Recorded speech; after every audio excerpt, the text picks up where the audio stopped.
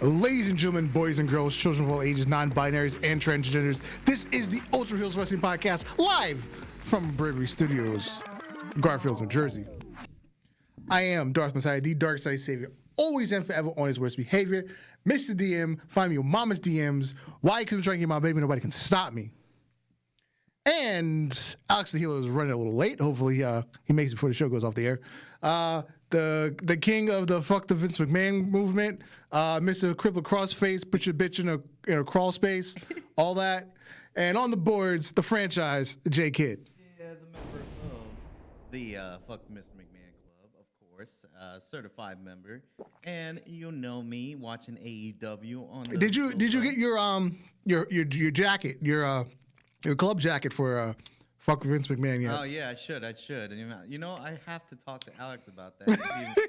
When is it coming in? He told me, a couple of days or business days, Yeah. But hopefully I'll get that jacket in. Yeah, once we establish what the holiday is, we'll all wear it together and the whole world can, fuck Vince McMahon. Exactly, Actually, you know what? We might have to change it to fuck Nick Khan. That's really seems to be what the problem is. I think so, because Nick Khan seems to be the one running the whole shit. That's running this whole debacle, as they used to say. Are you aware that Nick Khan and The Rock are very good friends? Well, should we blame The Rock now? The Rock might indirectly get some heat from some people now. I mean, we can now say that he did it for The Rock. It popped up on Twitter, earlier this week, I believe. The Rock posted a picture of him, Nick Khan, and Nick Khan's sister. Mm-hmm. Apparently, Nick Khan's sister is a really big deal in Hollywood. Really? Yeah, she's what you call a showrunner, and she's worked on several shows for the USA Network, WWE. Interesting. So this might be the connection from Nick Khan to WWE. The sister works for the network that WWE is on. They're looking for a new direction in terms of their branding. I like where it's going, bro. And to top it all off, they knew each other from childhood. The Khans and The Rock. Oh, man. Yep. No. They knew each other from childhood. It was all for The Rock. It was all for Nick Khan's sister. Yeah, so The Rock might be to blame. The Rock is trying to take out people. Now, there's also a conspiracy theory that The Rock is going to be the face of the group that decides to buy WWE. Oh, man, it all makes sense now. That's why they're letting go people. That's why they're letting go people right now. There's so many releases that's out throughout this month. Not even 2 months. Yeah, the last 2 months. 3 months. Yeah, basically since September. Yeah, exactly. Ever since the September hits, everybody's being let go in groups. Yep. Dude. Because we had the first round in right before WrestleMania, which was a shock. Because usually it's after WrestleMania, they do the yearly house cleaning. Yeah, exactly. But they did it 3 weeks before WrestleMania. And then they still did the one after WrestleMania. And then they did another one 2 weeks later. So they did 3 in between March and April. They barely had time to actually have wrestlers to set up their storyline. Storylines were cut short. Yeah, there was quite a few things going into WrestleMania had 3 weeks of build. Yeah, exactly. And then they came back in September, cut, end of September, cut, middle of October, cut, early November, cut. Man. All those cuts, man. And on top of it, you've got people like Adam Cole just leaving, Kyle O'Reilly leaving, Johnny Gargano leaving. Oh, yeah, they were definitely waiting for their contracts then. They were like, yo, I'm out of here after this shit. Yeah. However, the shocker, Kevin Owens stayed. He stayed. I saw that this week. I was like, what? So they must have been giving him a good deal now. The reports is upwards of $2.5 million a year. So I believe he's within the top 15 highest paid people. I guess. Or maybe even top 10. I guess he's comfortable where he's at. He's definitely if WWE is actually going to pay him more, then Why not? I guess. Go Yeah. through the struggle. Yeah. Fuck it. Because I want to say, what is it like going into Survivor Series, maybe like, October, September, he was in like a really shitty storyline. It felt like one of those like, oh, we're just writing you off kind of things. Like, it was dangerously close to where he was going to be released, or like you just could sense there. like, they already know that he's gone too, so they're just putting him in shit just to bury him. I guess they really like Kevin so much because he's been in the company for a while now.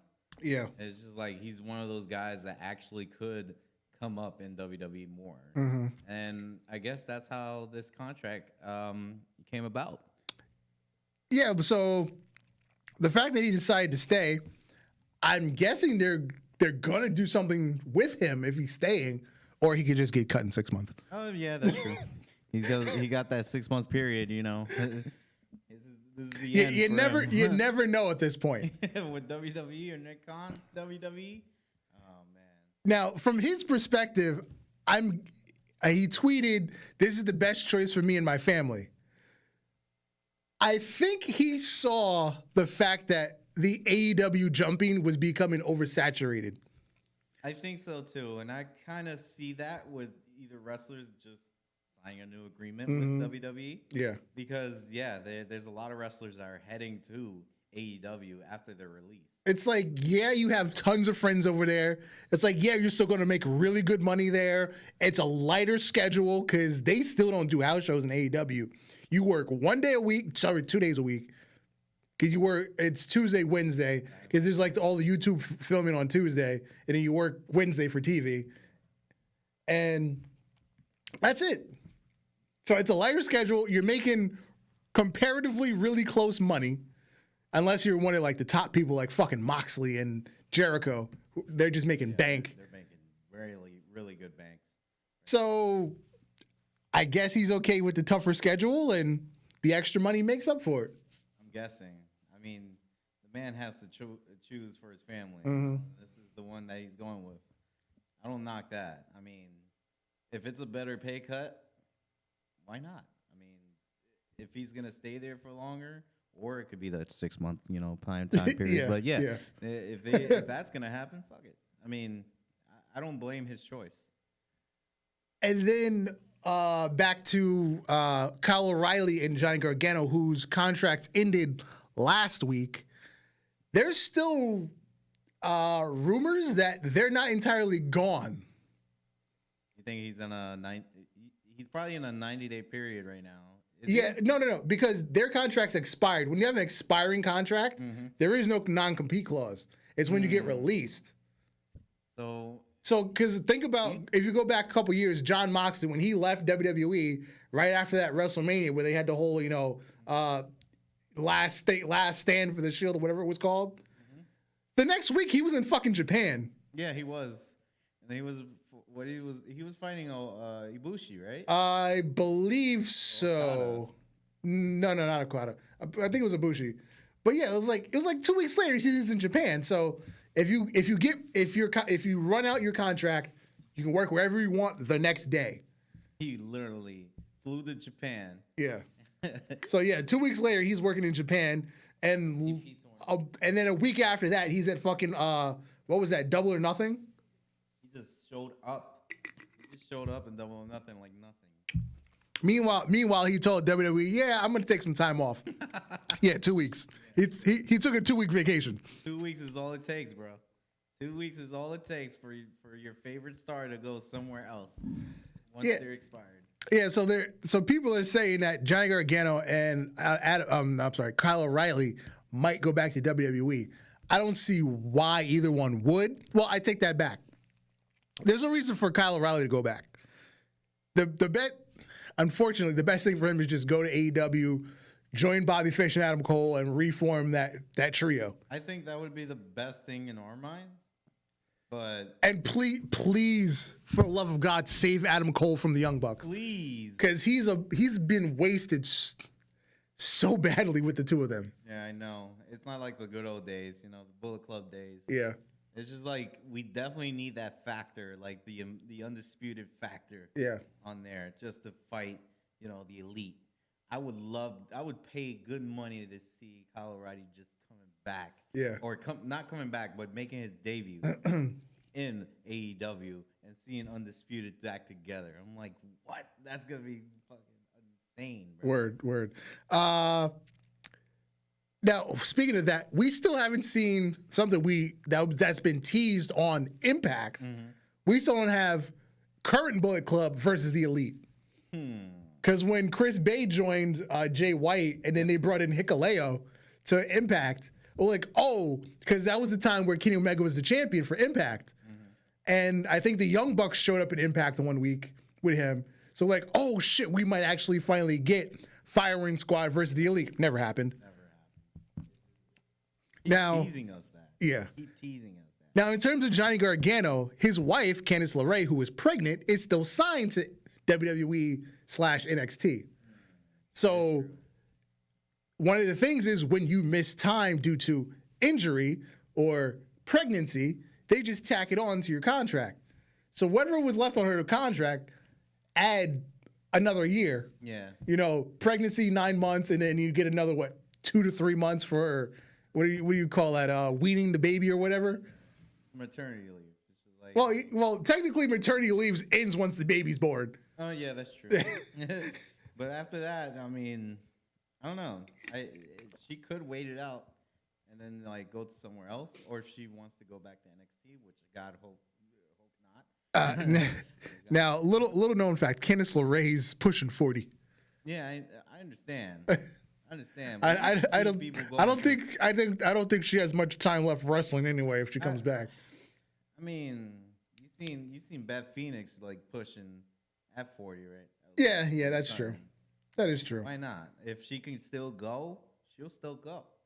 But I can understand, physical health and all that stuff. When you're at 40, I wouldn't want to, come back to the ring either and just get more fucked up.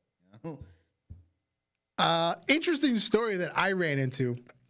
Again, about Johnny Gargano and this time Adam Cole.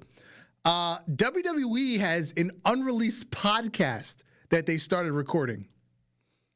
You don't say. Johnny Gargano and Adam Cole were supposed to do an Attitude Era podcast. On Twitter, Johnny Gargano said, "We recorded a pilot for a podcast that we hosted. We were going to host an Attitude Era podcast. It was going to be under the WWE banner. We recorded a pilot." He keeps repeating himself. And it was a couple of guests. We had Malcolm Bivens and Dakota Kai. Those were our first two guests.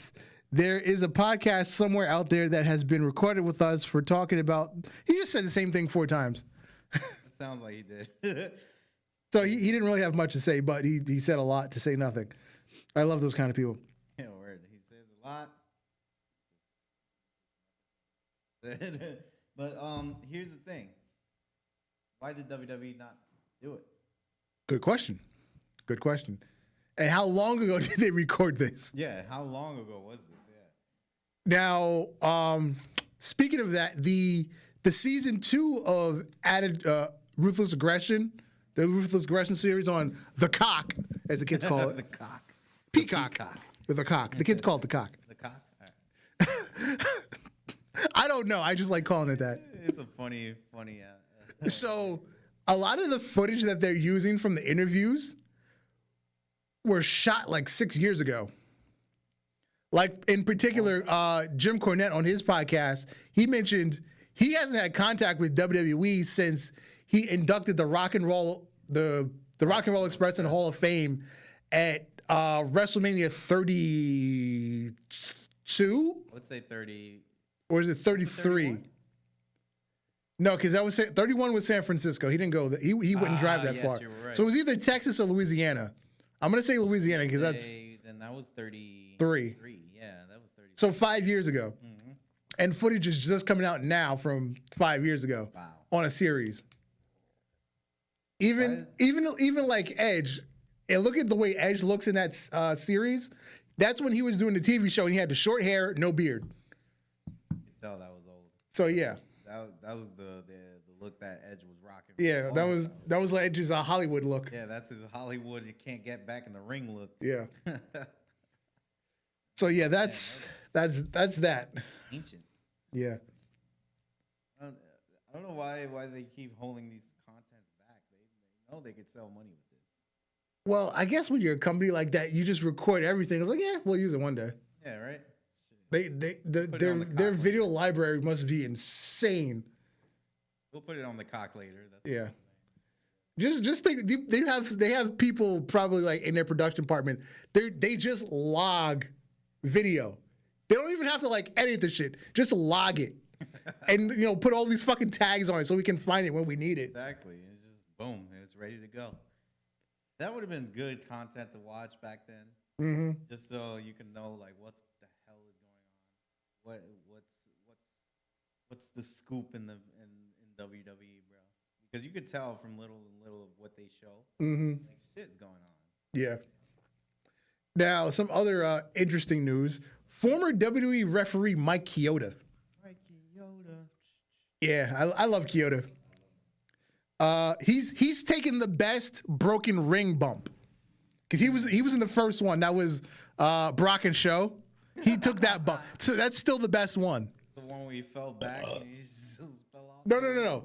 He like bounced up and then took a bump. Oh yeah, Because that's the animation that they use in the video game when you break the ring. They use his animation. Because which one it was? It was like 2K. Or it was 13, right? Yeah, I think they added it in 13. I think that was the year they added it. Yeah, because I remember that. It was like, yo, they literally took the exact same motion. Yeah. And animation. Cause I want to say like 3 years ago when Brock and Strowman did a ring break, that referee. Man fell back. Yes, he fell out the ring. Out the ring. Because like he went to grab the rope, but the rope dropped already. So he just. I thought that was the funniest one. Yeah, that's ever. the funniest one. But Chioda it's just the best looking one. Yeah, the best looking one got to be Chioda's. I remember Chioda's. So Chioda. So Mike Chioda has said the McMahon family is torn apart. When is it not? Quote, it's sad, when I started working for this company, there was Linda, there was Vince, there was Shane and Stephanie. And now it seems to all be broken apart. All the money in the world can't fix it. They have money globally, a publicly traded company, which is okay. The family is torn apart at this point, I think. Maybe not torn all the way, but I hope not. But it's definitely torn, and there's very little communication. Which would lead to the Triple H just getting completely railed out of NXT. Mm-hmm. Remember when they tried to fire Samoa Joe and then he rehired him the next week? Yep. Remember when they tried to fire Drake Maverick and he bought him back the next week? It's all coming to sense right now because I feel like it's something with the McMahons and Nick Khan, bro. And conveniently, they just completely bastardized NXT while he's out with his heart situation. NXT was fine the way it is. It was, or the way it was. Was. I don't know why they made this 2.0 crap with Bruce Pritchard and Vince McMahon. It's just stupid. Yeah. So dumb. Yeah. All right. Let's jump into part 1 of our fantasy booking this week. All right. So we're going to recap the pay-per-view booked by Alex the Heel last week. His WrestleMania, his biggest show of the year. Yeah. Get it. All right, let's bring this up here. So, my phone won't scroll. Okay, there we go. There's a scroll. All right, Best in the World was the pay-per-view. Nice and simple. The opening match for the Evolve Tag Team Championship. It was the Briscoe brothers taking on Beer Money. And them boys done did it. Them boys done did it, bruh. Them boys from Delaware. Them boys from the sticks. And I'm really excited for them doing something with FTR. I believe, I'm going to assume in AEW, because where else are they going to go? True. I mean, they could go to Mexico because FTR is the AAA champions, but No vacancies in ROH because that's dead. Well, yeah, that's where they had the interaction at the pay-per-view when the Briscoes won the final championship match. Right after the match, FTR popped up and they had a little scrum. Also, Strowman came through. Oh yeah, Strowman. He was in the EC3 segment. Yeah. He's a part of the Control Your Navigators team. That was pretty dope. And unfortunately wasn't on TV. Karrion Kross, aka Killer Kross, has also joined the team. So EC3, Kross, and Strowman, I'm here for this. Yo, where? Wherever EC3 decides to go, I'm assuming he'll go back to Impact with this. Trouble. I can't wait to hear that song again. Yeah. If he puts it again. I don't think so for this gimmick. Oh well. He had a good gimmick. Yeah. He was like, he gave me an MJF vibe before MJF came in. I can see that. See that. Because he was the scarf guy with the. Oh, that's back when he was with Dixie. Yeah. Exactly. I liked him best post Dixie when he was just himself. I understand, but he was a good heel. He was a good heel when he was doing with Dixie. Yeah. Next up, we had a #1 contenders match in the women's division. It was Thunder Rosa taking on Sasha Banks, the boss. And Sasha won 13-7. A nice strong victory in the polls there. Nice. Shout out to Sasha. Yes. Doing it big in that Spider-Man event. Oh, is she in the movie? Or is she just there? I don't know if she was in the movie, but they made it so like... They made it sound like she was. Yeah, she made it sound like she was in that movie. Is she the new Bonesaw? Is that what it is? Bonesaw. But I believe she said she's not in the Mandalorian any further coming up. Really? Yeah. She's doing... They said they're not bringing... I think she said they're not bringing her character back whenever they decide to film the next season. I didn't even know she was in there. Oh, you didn't know Sasha was in The Mandalorian? I didn't watch The Mandalorian. Oh, J-Kid. Oh, you're not big on Star Wars, are you? I'm not the biggest Star Wars fan. Okay, all right. Forgivable then. I'm not the biggest Star Wars fan. I like Star Wars. It's just, after watching a marathon of it, I just can't. Yeah, she's in 2 episodes. Yeah. Okay. I'm going to check it out, though. Just because Sasha's in it. They're both of her appearances are in season 2. Okay. Next up, we had the Intergender Battle Royal. Winner gets a title shot of their choosing. Any belts? And go for the gold. Let's see.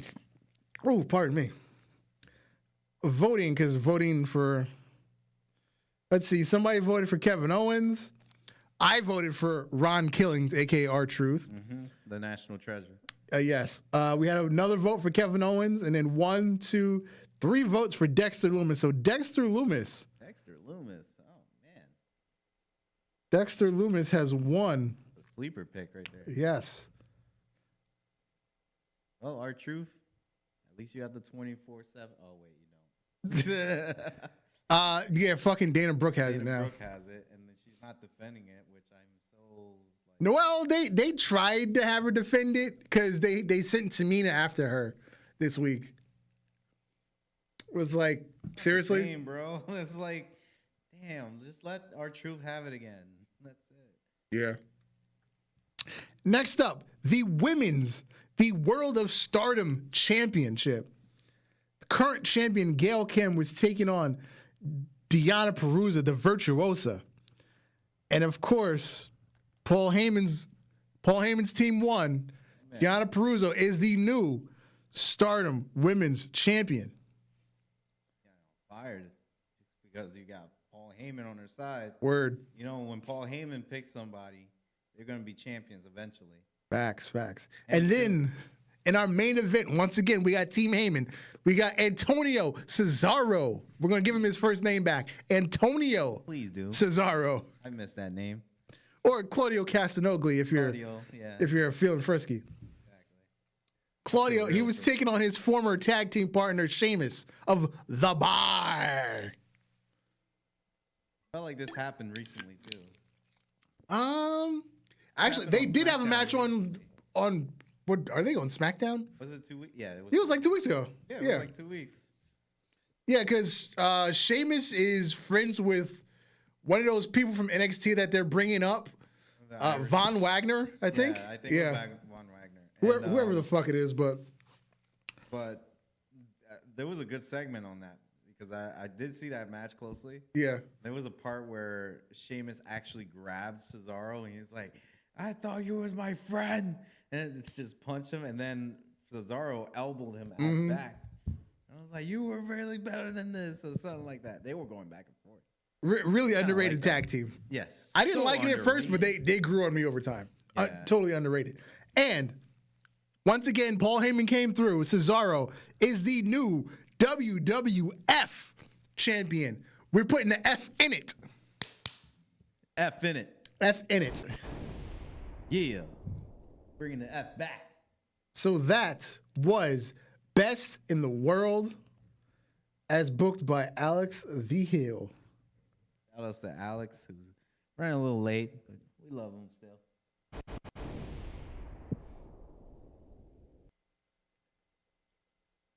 What do we got in your lineup, brother? All right. This week in AEW, we had Winter is Coming, which they stole from, what's that fucking show? Game of Thrones? Yeah, that thing that I never watched. Me neither. Yeah. I never watched it. Really? I could have pegged you as a Game of Thrones fan. No? Never watched it. Too long for me. I heard the last season wasn't good either, so I was like, why watch it? Then again, what series really had a great last season? Sopranos?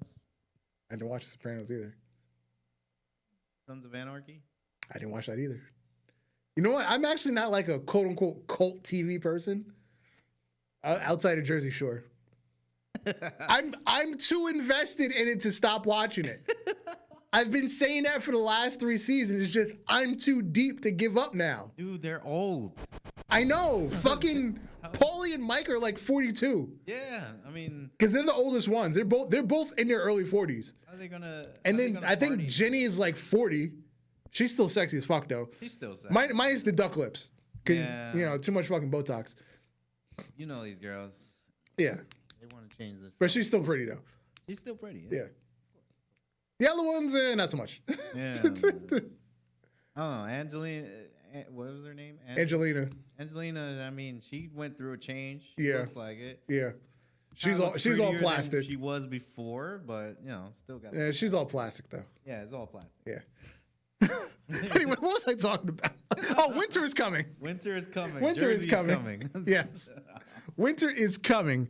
Not quite the main event, but the main attraction. The world title match between Hangman Page and Daniel Bryanson ended in a 60-minute time limit draw. And the internet went nuts because they said it was shit. And I don't get why. It was a good match. It was an amazing match. Phenomenal match. People were mad because we got the same thing from Daniel Bryan Kenny Omega. From the same title match, pretty much, against a different opponent, and got the same result. It's two tides. Now, on a world championship match, I'm telling you. That's why they're getting mad. Now speaking to the couple people that on Instagram that we're cool with, like fucking the Double Turn podcast, Dirty Heelz, just talking to a couple people, I was like, my only argument is, would you prefer the WWE versions of a no finish, where it's just the referee just calls the match for no reason, or just have a double DQ? Would you prefer that? I think that would What's the best way to protect both people? Even though losing doesn't hurt Daniel Bryan, but I feel that there's something bigger that's going to happen down the line where they don't want him to have a loss yet. I think I don't know if Hangman would do the disqualification route. Maybe unintentional disqualification would protect both. I could be wrong, but I believe on TV, AEW has done one DQ finish. And yeah, I mean, everything has been In clean. 2.5 years, they've done one DQ finish. Everything- WWE does like 3 a night. Yeah, they do. Everything is DQ in the WWE route. Yeah. Like all the heels have to do something. Like, oh, you got to hit him with a belt. You got to hit him with a ring Or just belt. walk out. Just walk out. Yeah, like, but I think in this situation, I think this would have worked for the DQ route. Okay. Honestly, like, but it has to be like an unintentional DQ. Just keep the storyline build.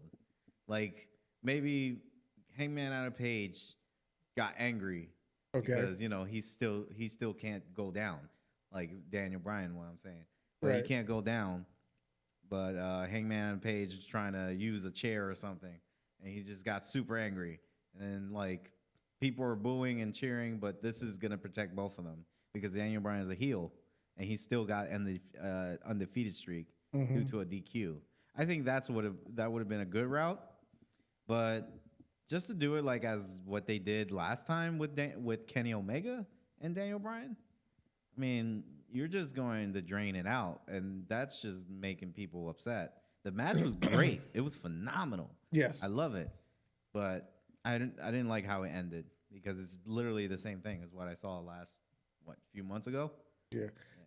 That's the one thing I will agree with people. Yeah, they just did it with Omega in September.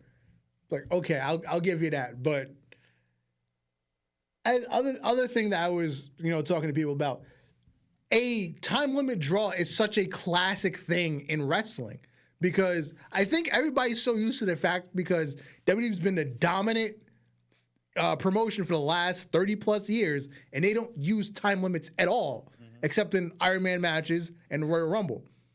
That's the only time. Oh, and Elimination Chamber. That's the only time they use a clock. Yeah, true. So TNA never mentions time limits.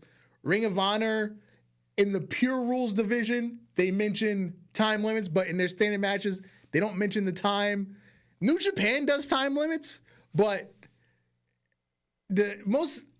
I've come across most people will just watch the Japanese audio because the English one doesn't come out right away. So they'll just watch the matches in Japanese. So most people don't even realize what's being said. Although if you look at the graphic, there's they usually have the time on the screen. They do. But I think American wrestling just aren't conditioned to time limits. Yeah. And it's such a classic thing in wrestling, going, I believe, back to the beginnings in the 30s and the 40s. They just hate to see the match end in a draw. That's the thing. Ric Flair tweeted, "I've done so many hour-long draws, some great, some average. Tonight, you gentlemen set a new bar. The wrestling world can learn from Adam Page and Daniel Bryan. Congratulations." Ric Flair co-signed the draw. He also said that Bryan Danielson was okay wrestler. Yeah, he also said that. That's coming from the same man who said that Bryan Danielson said he did say that. I forgot about that. He did say that. Okay wrestler. I think he said that on Tuesday. I think before the match. If I was Bryan Danielson, I would be offended. I would be like, damn, the greatest wrestler in the world just called me okay. Like, what? I would be offended. Be so offended. But he should work that though. He should work that in AEW. Just be like, Ric Flair just told me I was an okay wrestler. Professional wrestling, I was okay, like something like that. And I see Bryan Danielson doing that. Listening to New Date podcast. Oh yeah.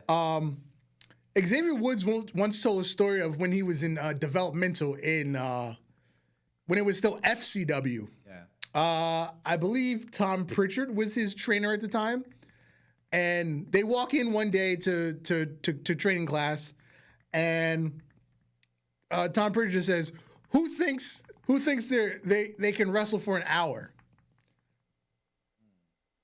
So Xavier Woods raised his hand, and Connor from Ascension, both of them raised their hands. So Tom Pritchard said, "Okay, hour Broadway right now." An hour Broadway means 60-minute time limit draw. Exactly. So they're just gonna fight for an hour in front of the whole class with no finish. And he was like, I did it. Yeah, I know Woods would. I know Woods would, man. He's very durable. He's very durable during a match. So, hey, they were using that as a training tool in 2008, a time limit draw. Who can last 30 minutes now? Like, who can last a half hour? Yeah. That's why in my fantasy booking, I use a 90-minute Iron Man match. Yes, you do. And who's going to wrestle for an hour and a half? So that's what they should do, too, for the next angle. Like, for the next Daniel Bryan or Bryan Danielson, I'm so used to calling him Daniel Bryan. Yeah, same shit. Yeah, Bryan Danielson match. They should just do a 90-minute Iron Man match. Call it a day. Give him the title with the 90 minutes. We already know he could last longer than 60 minutes. We've seen 2 matches already that, like he lasted a little long. So I believe Rey Mysterio was in the Royal Rumble for like an hour and 20 minutes one year. Yes, he did. And then somebody passed him recently. I forgot who it was. Was it? I want to say it was Jericho, but it's probably wrong. I think who won the? Was it this year, right? Or no, it wasn't this year. Was it the year Edge? No, Edge won this year, right? Edge was number 1 today. Wait, Edge was the first pick, right? Who was number 1 and number 2? This year? Yeah, because I know Edge won this year, right? Let's see. Because Edge won this year. Royal. I think he was late. Yeah, I do too. He was late entry. Royal Rumble 2021, Wikipedia. Because we would have known about this if he was like number 1. No, Edge was number 1. Oh, he was. Yeah. So he did last more than. Now let's see what the match time was. That was a pretty long match. No, it was under. They're saying it was under an hour. It was 58 minutes. Under an hour. So but I know the Rey Mysterio one was like, and Braun Strowman's got 13 eliminations, and Kane's got 48 eliminations total in his career. They give all the stats, and they always bring up Rey Mysterio, hour and 20 minutes, and who was?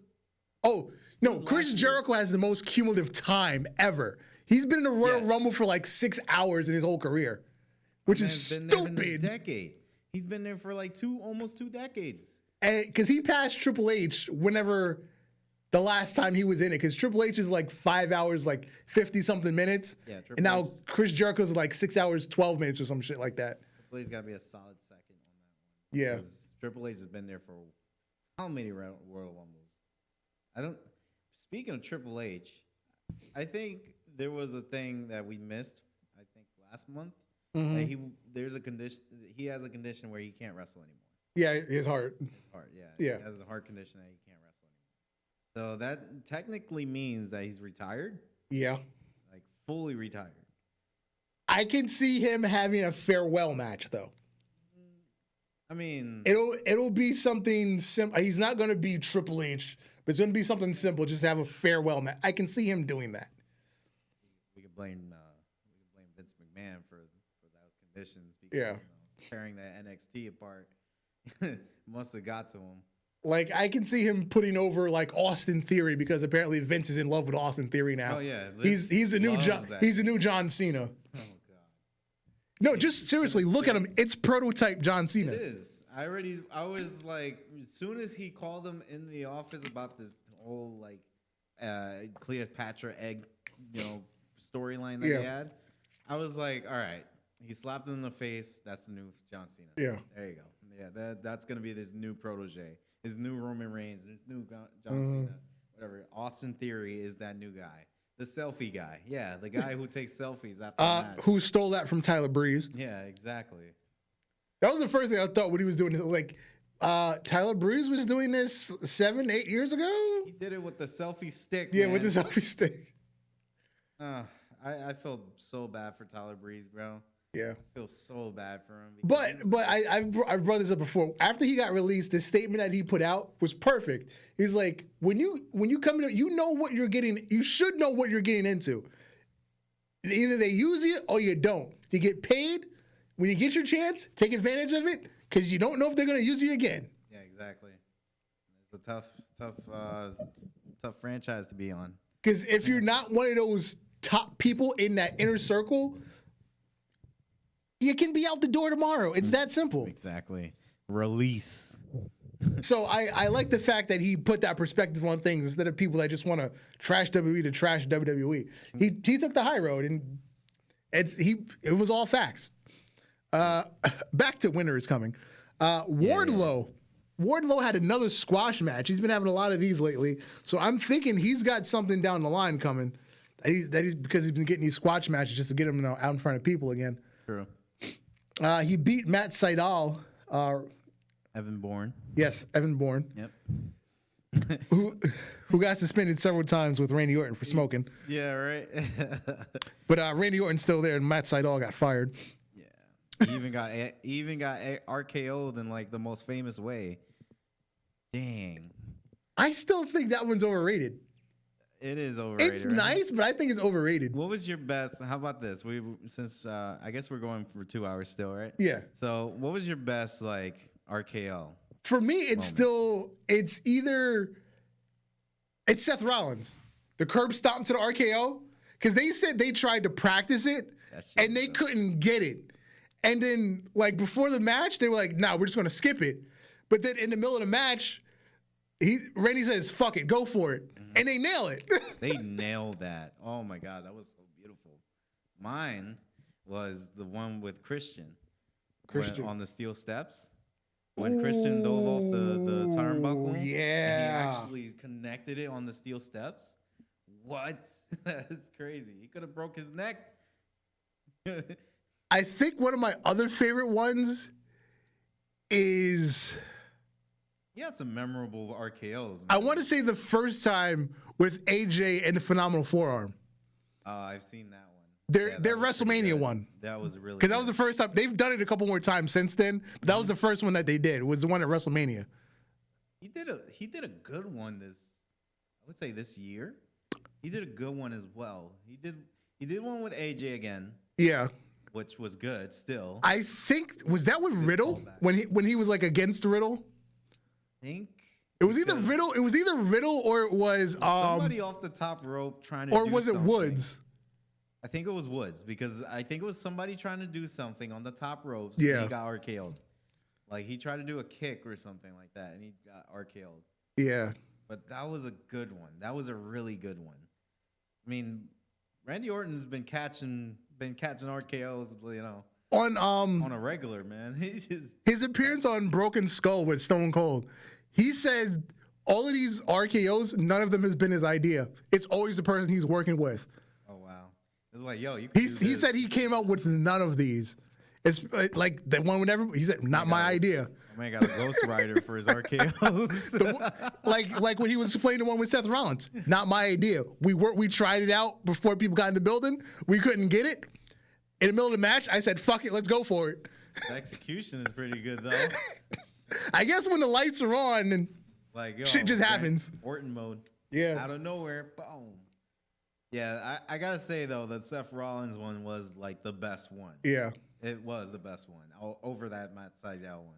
Because, dude, it was in the perfect place for it too. Mm-hmm. It was at WrestleMania. It was broad daylight outside. Oh, Jeff Hardy Hell in a Cell. Oh, I forgot about that one. It was Jeff did something off the middle of the ladder. He didn't go from the top. I think he was going for. Was he going for the? I think it was Whisper in the Wind. I would say it might have been Whisper in the Wind, and he hit the RK off of that. Yeah, that shit was dope. Oh man, I think I was pissed off because I wanted Hardy to win. Yeah, but yeah, I was like, damn, that shit was dope though. Yeah, shit. I'm still gonna be a Randy Orton fan like for a long time because that's the true legend of legend killers. I've always said for Randy Orton to retire, he has to retire himself. Yeah, he has to break out the cloning machine. Yeah, he has to.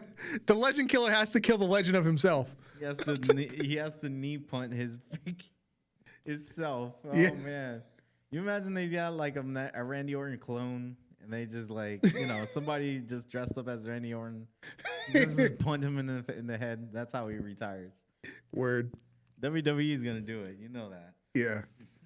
Hikaru Shida took on Serena Deeb for their trilogy. I've seen that match. I think it was their best one. I think it's so. Because I feel like the first couple matches, Serena Deeb let Hikaru Shida be Hikaru Shida, and I'm not entirely a fan of her style, but I felt Serena like brought the reins in, and it was more of a solid match. Yeah, it was really. And there were build-ups. There were really good build-ups. And the build-up. This match was definitely one of their best matches. Definitely. Yeah, you gotta give them props, and you gotta give Deebs her props too. Yeah. For being a good submission specialist too. The woman of 1,000 holds. Yeah. She's the female Dean Malenko. Female Dean Malenko, man. That's all. That's all we can describe her as right now because she's definitely got 1,000 holds. She should have said 1,002, so that way she's better than Jericho because Jericho is the man of 1,001 holds. Yeah. So she should have said 1,002. Imagine just by one number. Yeah, just by one more move than you. Because I think when Jericho did his, the extra hold was headlock. It was something stupid. When he was reading his list on WCW. I think he said headlock like 15 times. The reverse headlock. And then the main event, MJF versus Dante Martin in the finals for the AEW Diamond Ring. That shit made me feel bad about Dante Martin. You know what, though? I'm fucking with Dante. I'm fucking with Dante, too. I didn't know who he was before he showed up, earlier this year. But I'm really drawn into Dante Martin. I'm kind of liking the storyline, too, with Lilo Rush. See, I have a problem with that. Oh, what's your problem with it? The problem is Lilo Rush shows up out of nowhere. He says, okay, this is going to be my protege. And then all of a sudden, Team Taz snatches him. And the week later, he turns on Team Taz. The fuck? It was like a plan. Yeah. I was like, it was too fast. It was too fast. They could have let it rock out for like several weeks. And then, at least let him have a match as a member of Team Taz before he turns on him. He just said, no, thank you. That was too fast. Like, what? But I think they should have just waited on that, though. That part I didn't like, and I can agree with you. Because you also burned the story of Leo Rush versus Dante Martin. You burned that already, and then you've already burned Dante Martin versus, I don't know, Ricky Starks. You're already past the point of both of those. And then you see them in the backstage. Hey, yo, Dante. Great plan, bro. How you doing? I'm like, damn, dude, this was too quick. This was too quick. This is too quick on the WWE standards too. Yeah. This is very quick turnabout. They should have just waited. Honestly, let it build up, and then let us get into the story a little more. Mm-hmm. But no, I think that was bad. I still like the combination of Leo Rush and Dante, but I do want to see a match later on between them. Mm-hmm. So that was Winter is Coming. I think it was better than last year's. Good show. I did like last year's, but I think this one was just a tad better. I mean, they had to keep up, they got to come up with new stuff, of course. AEW. I think I like their TV specials better than their pay-per-views. I do too. The Grand Slam. Grand Slam was dope. The shit they did in Miami, I forgot what that one was called. Wasn't it what's it called? It was because they lost Bash at the Beach back to WWE. They don't have the copyright for it. Yeah. So they called it something close to Bash at the Beach. I forgot what it was called. Me neither. I just like the pay-per-view. Yeah. I mean, not the payper-view. The logo was fire though. Yeah, it was fire. Is that purple and pink shit? That shit was fire. I remember that. This is awesome. That was awesome. That was really good. I'm starting to think I like their TV specials better than their pay-per-views. Which scares me because, they could do a little better on their pay-per-views. Again, one of my biggest criticism of AEW, their good is really good, but then their bad is really bad. Exactly. And that really bad, when you average it out with the good, you just get, eh. Taz and Inner Circle like keep fighting. Yeah.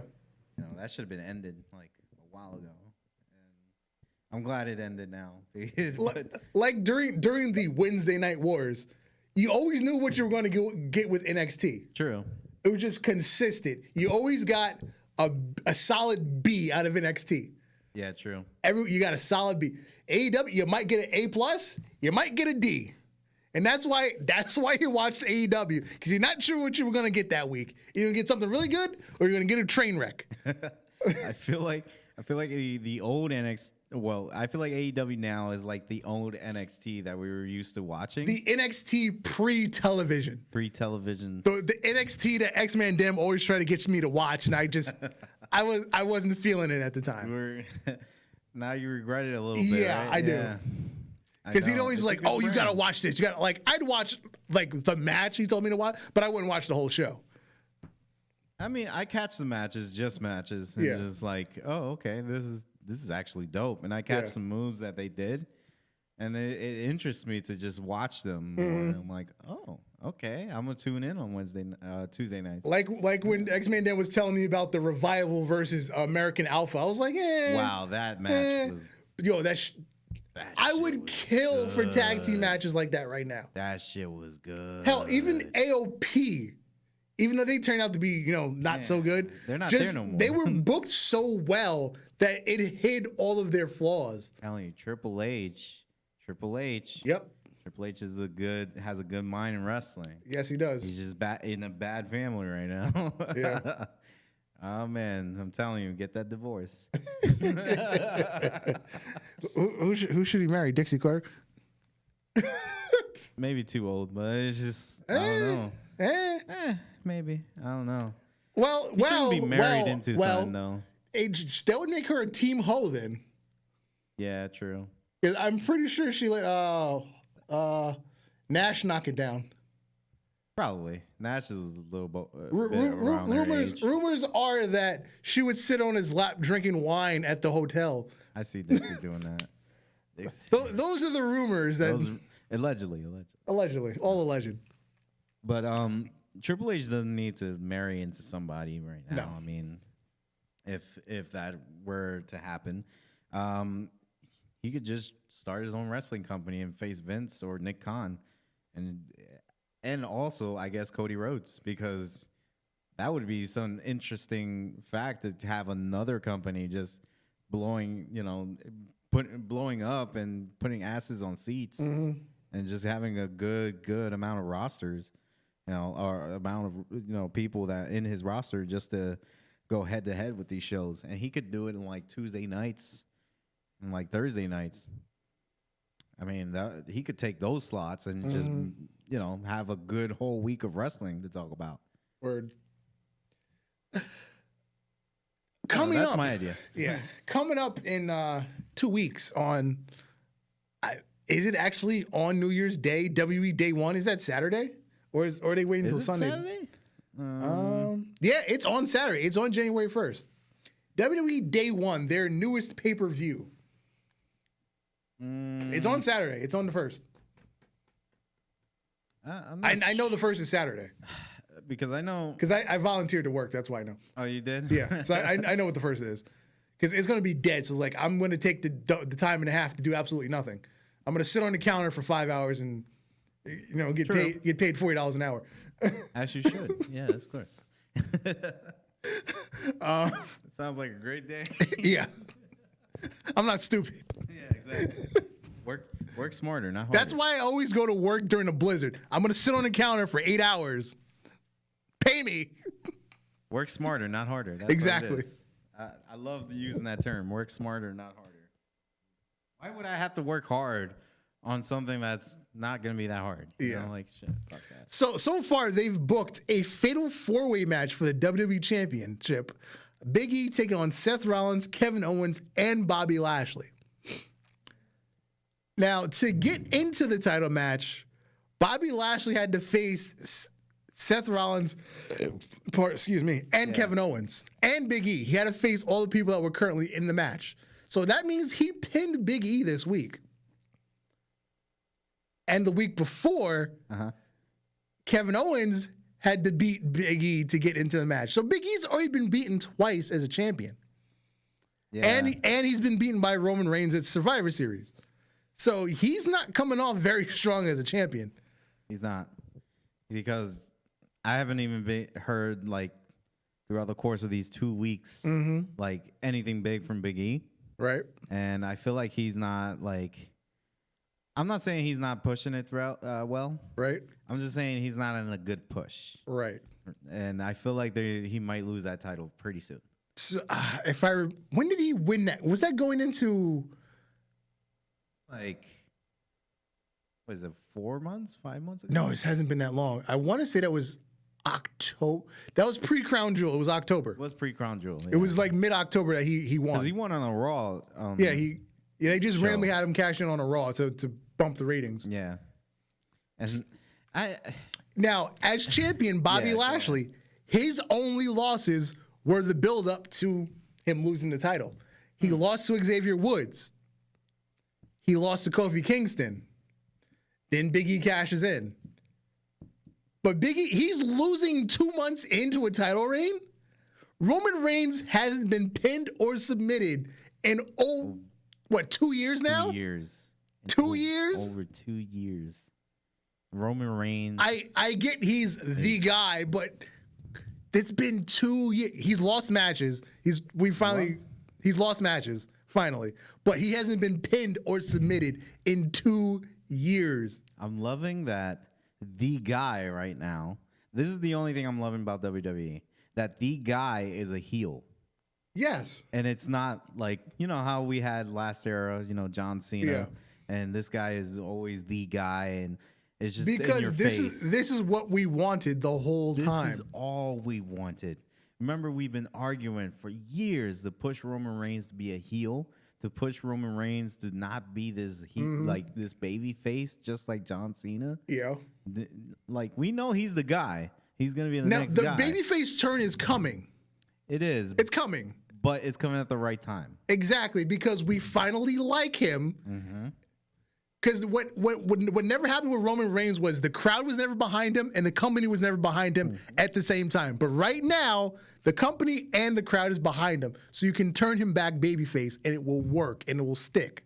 Every time he was a face, though. Yeah. Every time he was a face, it never worked out for him. Yeah. Until now. Because I know, because he has literally what his cousin did. Turn heel, be the champion, be the champion for a long time, and people are going to like you. Yep. Look how, remember, like a week, wait, it was not a week ago, like, let's say a month ago. Remember that Brock Lesnar build-up where he went into SmackDown and he was like, acknowledge me. And the whole crowd just popped for his acknowledgement. Yep. That's what we wanted. That's what we want him to be. And then now, if he could take that gimmick into a face, he has to do it at the right time. He does. He's already on here. Actually, also, I'm talking to Alex. By the way, he just texted me. Yeah, he's he's with a new phone, whatever. Yeah. But yeah, I'm trying to see if we can get him in now. But back to what I was saying, if we have this new Roman like face, it has to pop. Yeah. It has to. It can't, dude. It has. I can't stress this enough about face turns, because if they do it wrong, they've messed up his career forever. Yeah, because there's no getting him back the fourth or fifth time, whatever time this is. There's no getting back. There's no getting it back. There's no getting back. And I think it's pretty clear what's going to happen. Heyman's going to screw him at the pay-per-view. Oh yeah, of course. And he's going to go back with Brock. We've been saying this for whether months now. whether he takes the title or not, Roman's going baby.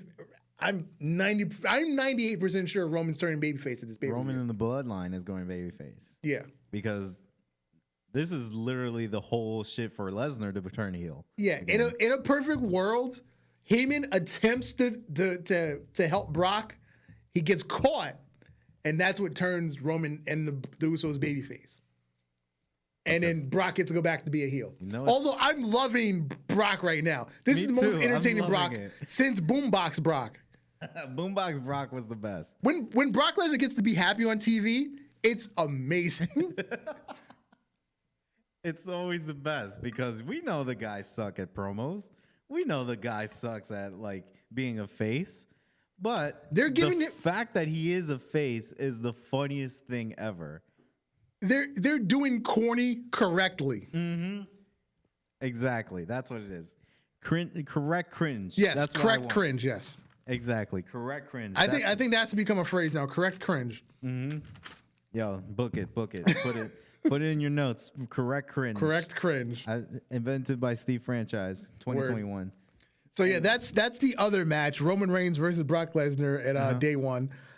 We have the Usos taking on the New Day, which just keeps on happening. It just keeps on happening every year. It's like a decade's worth of beef just keeps going. It just keeps going. It's like the Hardys would take on the Edge and Christian a long time ago. Yep. Like they just keep going. We have Becky Lynch in the rematch versus Liv Morgan. I didn't catch that match. I feel like Liv Morgan will win. I have high hopes for her. I told you this last week. I have so much high hopes for her. Mm-hmm. You know, it's Jersey represent, man. Elmwood Park, man. Like she's literally our neighbor. So I always got the best, like let's say the best chant for our native wrestlers, like Enzo Amore, like Liv Morgan, you know, like who else was a Jersey representative that had a push? Enzo Amore. Well, besides the two I just named. Shit, I forgot who else. I mean, this is Bam Bam Bigelow, bro. Like, it's crazy.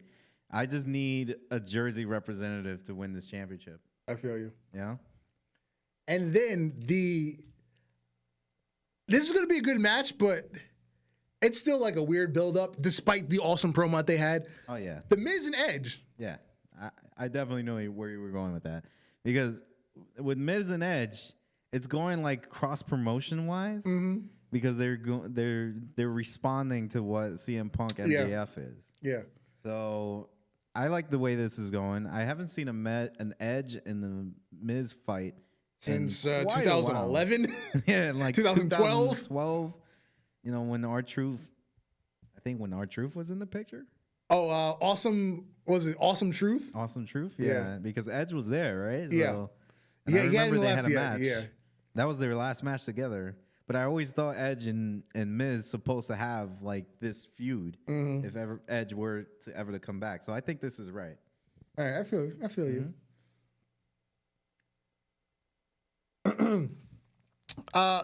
Segment 2 of Ultra Fantasy Booking. Let's go.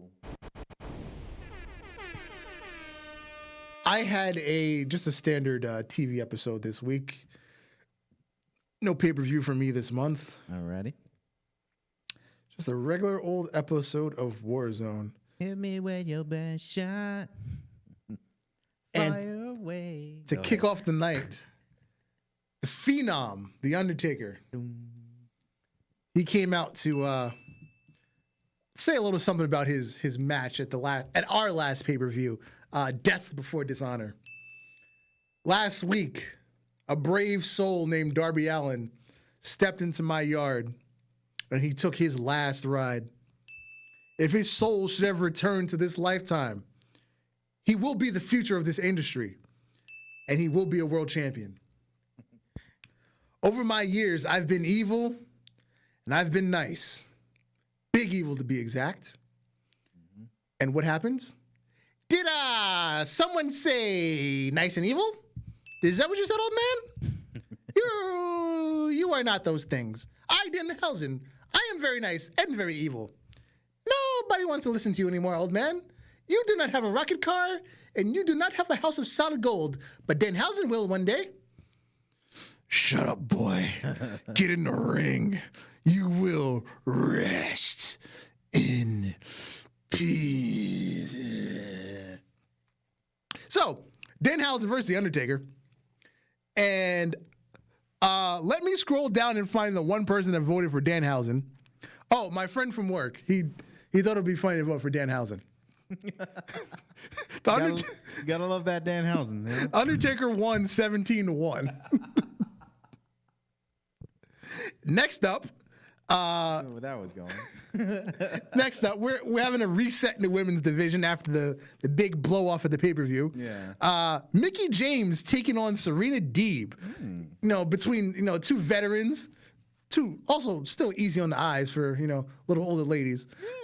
Mickey James defeated Serena Deeb. As she should.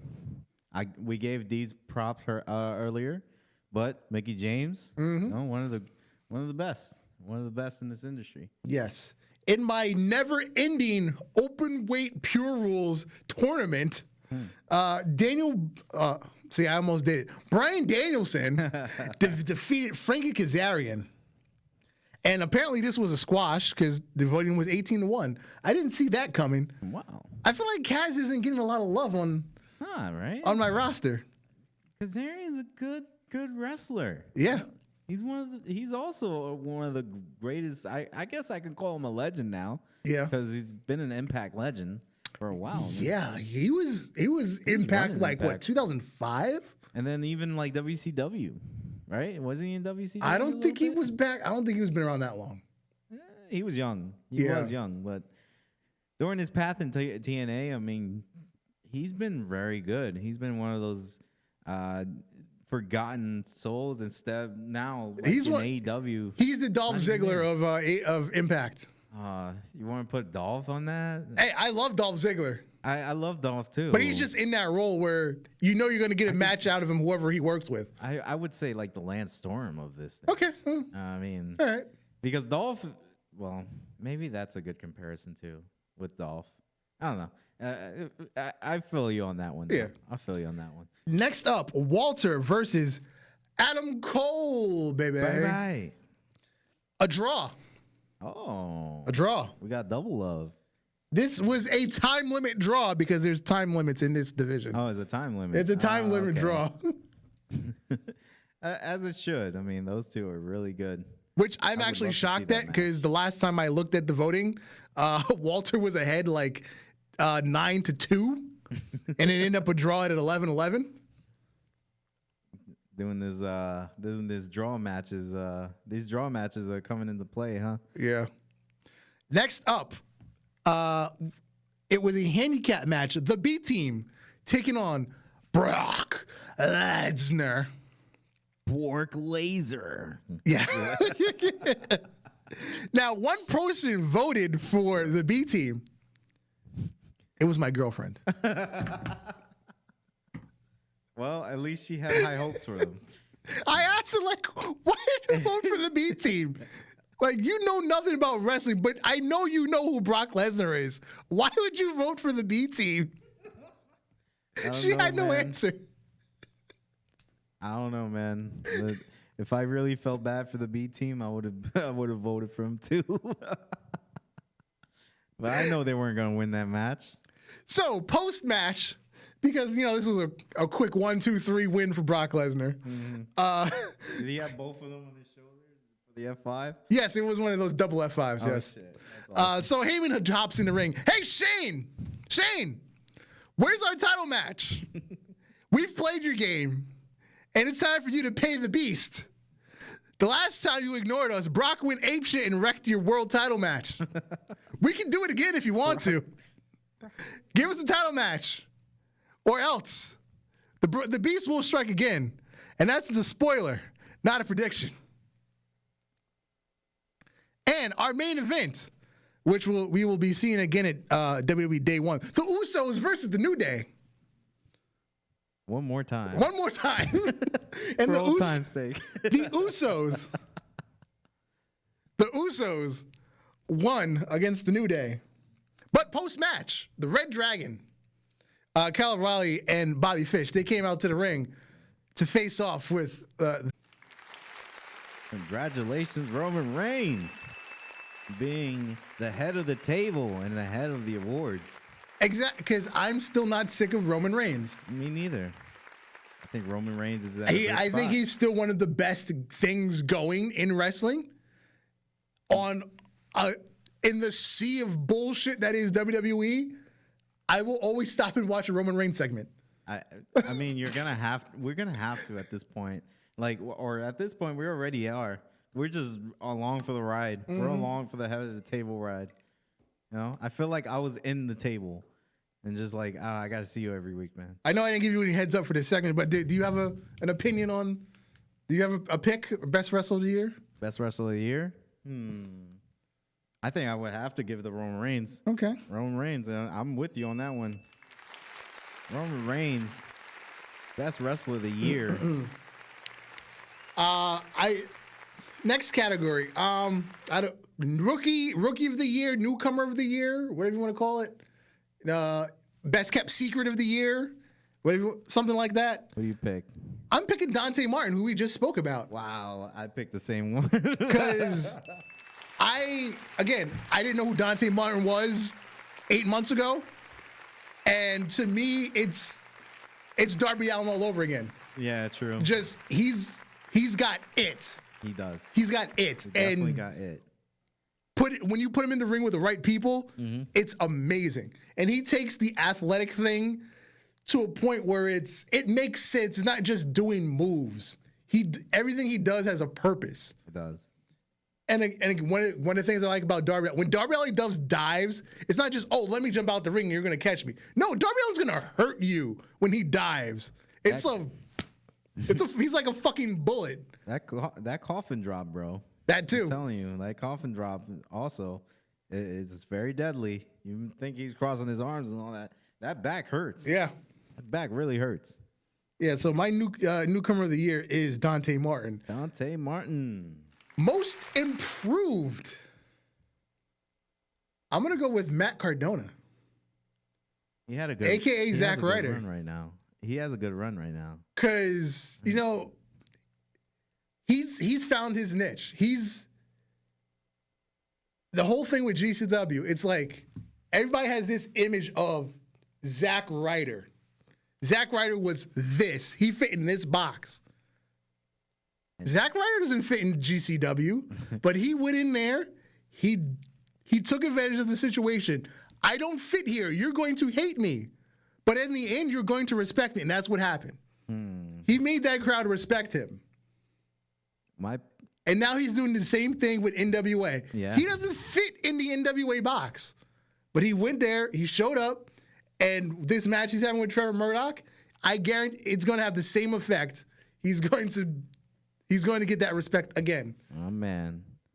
So, dang.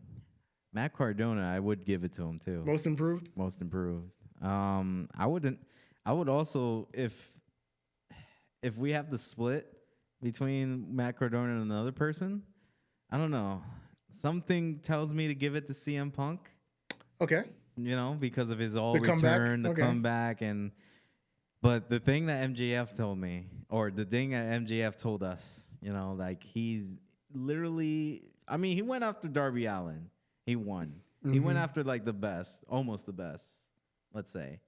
But he hasn't gone on to like the Adam Page, the Kenny Omegas, even the Bryan Danielsons this year. But I see that coming though. Again, back to why Daniel Bryanson's still unbeaten. I think Punk, Daniel Bryan going to double beaten. They're gonna settle that right on that. Because that's the other reason Daniel Bryan turned heel. We're definitely gonna stream that match. I feel like they're both going to be unbeaten going into Double or Nothing in April. That's my prediction. Yeah, and I would say Bryan Danielson would be on that category too. Yeah.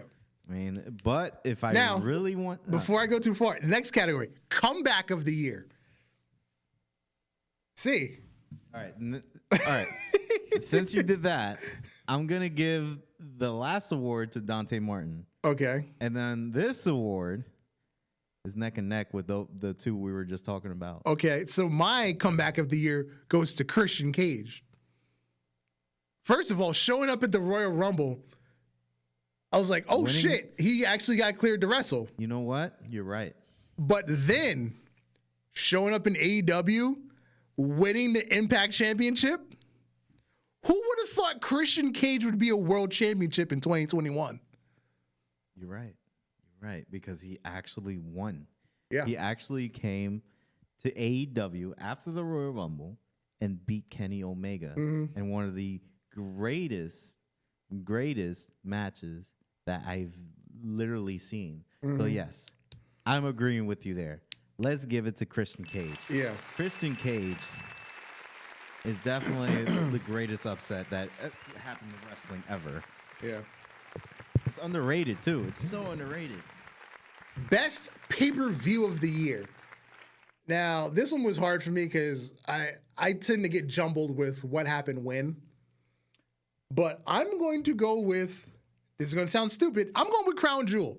Just for the fact that I went in with such low expectations and it was so good.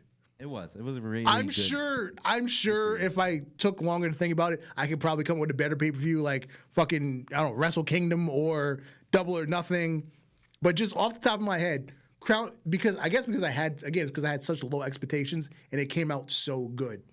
You know why you're saying that too? And I agree with you. Is because AEW only had bangers. Well, mostly had bangers on their shows and not their pay-per-views. So I can agree with you on that because WWE, you know, when WWE does a pay-per-view, they have to go big or go home. Yeah, because their TV is so just shit. Going home. Yeah. Yeah. So that, yeah, or you get Survivor Series, but and that Crown Jewel or that rare gem is Crown Jewel. Yeah. Yeah, it's definitely. I'll give it up to that. So WWE, remember you got that. Yeah. Oh, I forgot one more for the superstar category. Best gimmick. For me, it's a tie.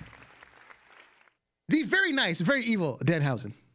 I don't know why I like Danhausen because I hate Orange Cassidy. They're the same person. Really? It's the same person. It's the same concept. I hate Orange Cassidy. I love Danhausen. I don't know why, but I do. You know who's for me? Who? It's in WWE. Okay. Happy Corbin. Okay. So my other tie, because I said it was a tie, EC3, who we just spoke about a couple of, the controlling that, beautiful. It's kind of similar to what fucking Cardona is. It's like, I don't fit in the box. Here, I'm going to make my own. I like it. EC3, I'll give him that. It was a really good And now the fact that he's bringing in other people, more big name people, because he's just had kind of like no name people with him for Cross and Strowman. Love it. Yeah, that's a good team. And I guarantee you Drake Maverick shows up in that too, because he did a little thing on Twitter, but he's still under his non-compete clause, so he can't do anything yet. Rockstar Spud is coming back. Yeah, bro. Rockstar Spud. I can't wait. All right, now the final category. Match of the year. I wrote down a couple different things because I didn't know where to go with this. What's your nominees? Walter versus Ilya at TakeOver 36. Was a really good match. Daniel Bryan versus Adam Page, what we just saw. Good match. Brock versus Roman at Crown Jewel. Also a good match. Nice. And Walter versus Cesaro, which nobody in America saw, but just on theory, to me, is the greatest match I've probably seen since in this era. Who will get that whole crown of being the best match? So I really want to give it to Walter Cesaro, but I didn't actually see the match. Oh man. So I guess I gotta go Walter Ilya. Damn, you forgot Omega and Omega and Bryan and Omega and Christian.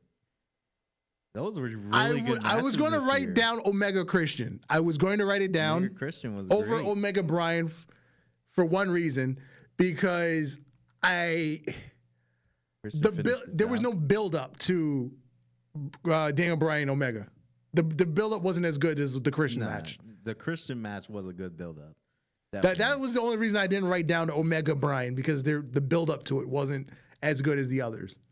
Definitely gotta love the Omega Christian match because the build-up was great, and it also pushed another wrestler, which is Jungle Boy.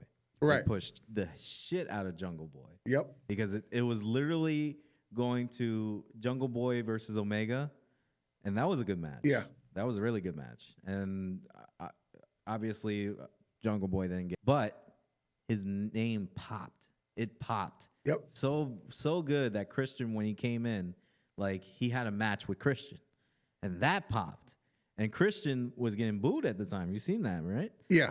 And then Christian, when he won that, what is it, Battle Royal or whatever? Yeah, I believe it was a Battle Royal. When he won that Battle Royal, it gave a good pop for both Christian and the Jurassic Express, which Word. Jungle Boy was in.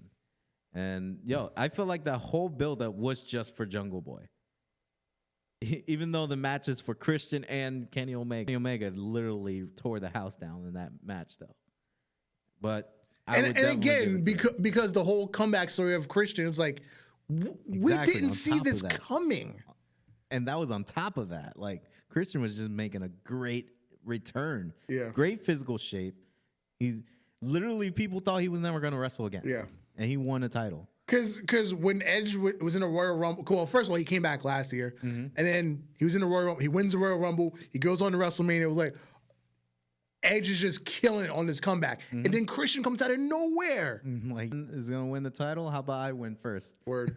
On some shit like that. Word. How about I win first? Because you had a great champion. You had a great champion for AEW. And Omega was killing it for the whole year.